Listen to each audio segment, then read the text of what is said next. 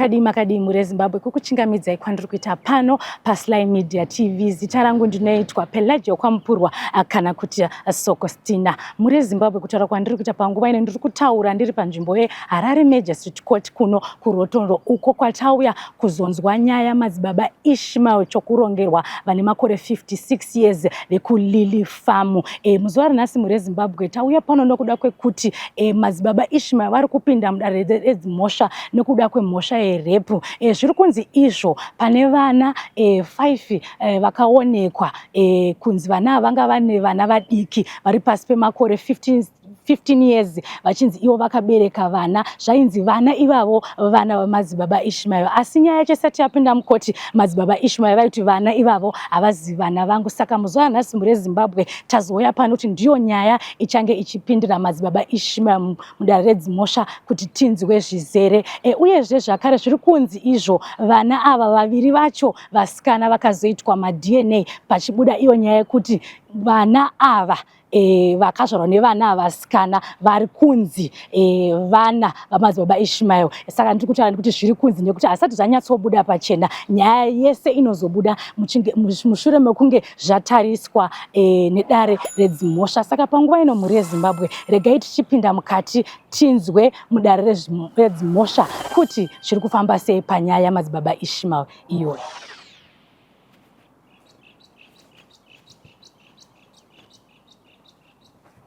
Muri Zimbabwe panguva ino tiri kubuda mudare redzimhosva umo matanga tichinzwa nyaya yaMadzibaba Ishmael. Mukuru weJohani Masowe echishanu gore jena penyera anyika nyaya yawo ichipinda mudare redzimhosva iri nyaya yekunzi ivo vana vadiki vakaonekwa kuchechi kwavo vachinzi vakabereka vana vari vana vadiki vana ndivavo ndo nyaya iri kubuda. Asi zvabuda mudare redzimhosva ndedzekuti izvo Magistrate vaStanford Mambanje vati ivo nyaya iyi ichadzoka musi wa21 November 2024 zvichireva zvekuti Madzibaba Ishmael vapleswa on remand asi vanenge vachizobva kumba musi wa21 November 2024 muri Zimbabwe. Ndiyo nyaya tanga tinayo pano yaMadzibaba Ishmael pano paHarare Magistrate Court. Zvizere change zichizokupai muri Zimbabwe musi watichauya kucourt date irori 21 November 2024. Panguva ino chiregai tichitaurawo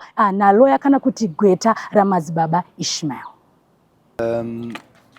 The allegations that accused person is facing are that of rape, as defined in Section 65 of the Criminal Law Codification and Reform Act. They are not new charges per se, but it's an upgrade of charges that he had already been facing. As you may be aware, he was facing 5 counts of allegations of contravening Section 70 of the Criminal Law Code. 3 of those have now been upgraded to Section 65. Those are the ones that he had been brought to court for. But I must hasten to mention that I'm quite displeased with the manner in which the police have handled this whole issue. Under normal circumstances, and that's what we expect, that people will do the norm, is that a person once arrested and placed on remand, the basis for remand is for investigations to be done. And it is always anticipated that there may be a change or variation in the charges that the person eventually faces at trial, depending on the outcome of the investigations. So under normal circumstances, the person is not rearrested on the basis of the decision that we are now going to prefer more serious offenses. The police should have simply invoked the necessary processes, bring the accused person to court on the changed charges at the time that they are ready to do the trial. This is basically a summons matter. So the arrest that was effected on the accused person is blatantly unlawful.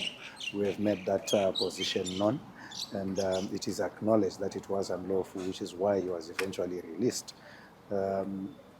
As we stand, he is now awaiting trial on those 3 counts of contravening Section 65, and is set to appear in court on the 21st of November for trial.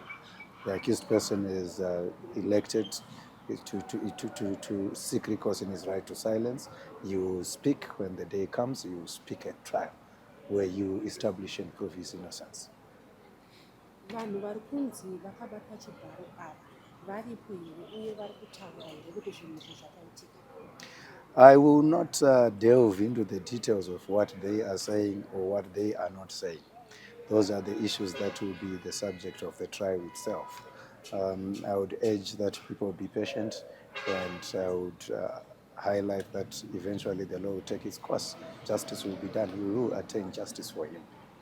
Pakataka nyaya yamadzibaba Ishmael paive nenyaya yainzi vari kunzi ivo vanotora vana vadiki vachivaita vakadzi.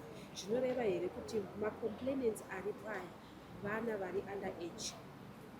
Again, that's a matter which is sub judice and it's subject to the trial itself. The positions that the state has and the position that we have do not necessarily tally on that aspect. So I would not want to divulge much, but those are the issues that will be ventilated at trial. And I believe you will be aware of the fact that every person has a constitutional right to be presumed innocent until proven guilty. We shall endeavor to ensure that justice takes its course. The state has a duty to prove the guilt of the accused. Let us see it prove its case. Nyaya ekunzi pane DNA akaitwa uye achazenge achiiswa mudare pari kunzi vamwe vevana vakawanikwa vaine vana vadiki ndevaivo madzibaba Ishmael. Ungade kukomenta nezvo? Again, those are issues that are subject to the trial itself. I'm not at liberty to comment on those.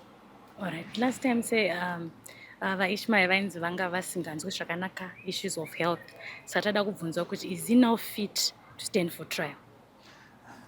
Oh, he's fit for trial. We are actually currently underway in another trial in Norton, which is halfway through. So he is fit to stand trial, unless the situation deteriorates or another development occurs. As it stands, he is fit to stand trial. Thank you so much. And he's quite eager to have his day in court to establish his innocence. Okay. Thank you so much. Thank you.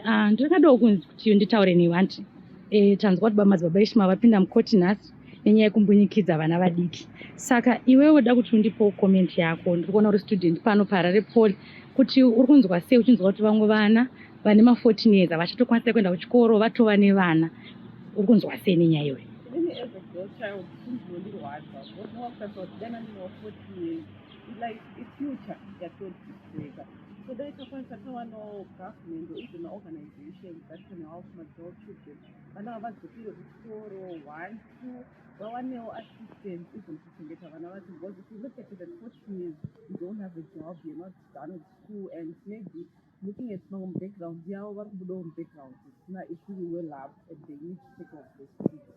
So if there are organizations out there or even individuals who know that they can help whenever my situations like that, I think they can help them because as a girl child, it's something to know what, and I think as a nation, it's our duty to protect the girl children.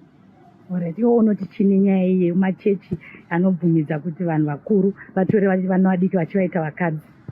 From my own point of view, I think it's wrong because now animal diseases are and at a young age, you know, exposure is Rwanda and you know, so normal diseases like in marriage, wakura, white people such Rwanda.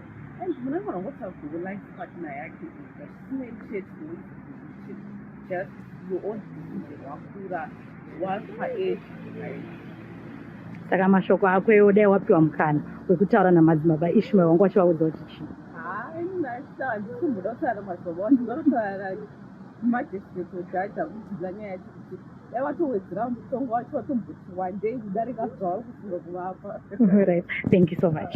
Say students zvinhu zvinobata kuti mwana ane 14 years upenyu hwake hwatogumira ipapo. Vamwe vana ndomariza kuti kuzozviuraya kuita sei. Saka zvinhu zvinorwadza because kuya kuchikoro it's a privilege. Kuti vabereki vako vari kutowana mari yekumbokuendesawo kuchikoro nevamwe vekuswera like interact nevanhu vakawanda. Unodzidzawo one or two things but chifunga kuti mwana ane 14 years atone mwana haana kana kuti otangira papi oita sei. Saka zvinhu zviri kurwadza. Ngavangosiya vana vacho, handiti nguva inosvika ngavangosiya mwana wacho ane 14 years ye akure aendewo chikoro ozoona hake yakuma21 akwanisa kuita decision yake. Vatoriko vana vari kuda madecisions iyayo.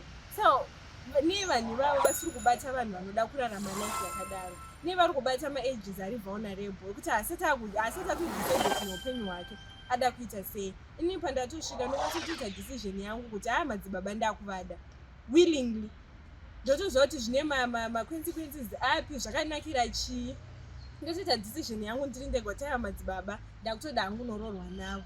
Saka ngavangomirira vana vacho vangobva paage yekuti vari vulnerable vachiri vana, votsvaga vatoriko vanhu vari kuma35 36 vasina varume, ngavangonotsvaga, ngavatagete age iyoyo because akwanisa kutomeka decision yake ega, but they shouldn't target vana vari vulnerable. Iwo mashoko aungada kutaura kuna Major Street nekuda kwenyaya iyi ndeyekuti ukapiwa mukana iwewe? Inini kuri kupiwa mukana handifungi kuti vanhu vakadai so vanofanira kutombogara mujeri macho. Toziva kuti muZimbabwe mutemo iwowo hauko, but I think it's now high time vagara senyika kuti mutemo iwowo uiswe. Kutongopfudza hake munhu oenda.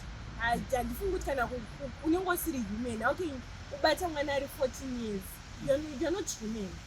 Saka you cannot be among vanhu vanotofunga zvakanaka. Saka haumo hawo mutemo iwowo, asi kuri kunzi ndini ndaiswa pachigaro kuita jaji, munhu anotongoenda hake onozoona mberi kuti ari kutora nzira ipi. Asi a person like that cannot be amongst women, asi story women. Kufunga kwake hakusisiri right.